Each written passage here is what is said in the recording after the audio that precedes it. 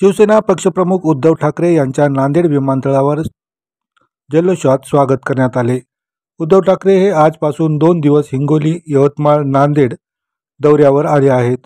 जनसंवाद दौऱ्याच्या माध्यमातून जनतेला संबोधित करणार आहेत। सोमवारी दुपारी 12:30 वाजता उद्धव ठाकरे यांचे आगमन झाले।